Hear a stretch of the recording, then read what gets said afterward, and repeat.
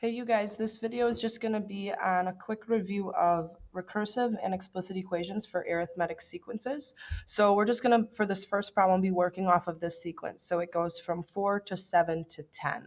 So remember, to tell if it's arithmetic or geometric, we tell if it's adding or multiplying. So since this one is plus 3 consistently, that's how we know it's arithmetic. So to write our explicit equation, we really only need two pieces of information. So remember, the setup is T of n equals our common difference times the term number plus our zero term, which I'll represent as T of 0. So we really just need to know the common difference and the zero term. So I'm going to set up my equation. T of n equals, I already know the common difference is 3 because I determined that the sequence was going plus 3 plus 3. So that would be 3n. Now, if going forward in terms of term number, I'm adding 3, to go backwards to term 0, I would need to subtract 3. So 4 minus 3 is 1. So plus 1 is my zero term, and that's my equation.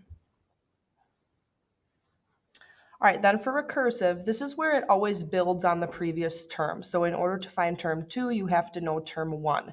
In order to find term 3, you have to know term 2. So it just keeps building on itself.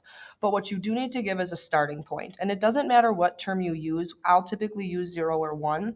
So since I'm given term 1 right here, I'm just going to use that. So I'm going to say T of 1, meaning term 1, equals 4. So that's my starting point.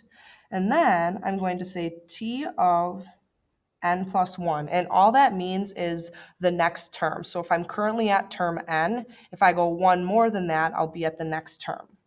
And you just have to ask yourself, what am I doing to the current term to get to the next term? Well, let's look back up here. What am I doing to 4 to get to 7? I'm adding 3. What am I doing to 7 to get to 10? I'm adding 3. So we represent that as, I take my current term, which is T of n, and I add 3 to it. So both of those together makes up our recursive equation.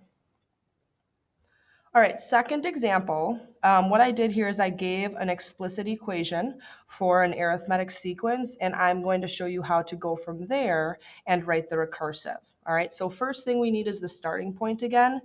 Since I know that this is T of 0, I'm just going to give that as the starting point. So I'll write T of 0 equals 1. And then again, T of n plus 1, right? To get to my next term, I take my current term, and now I have to look here. Remember, this is the common difference times n.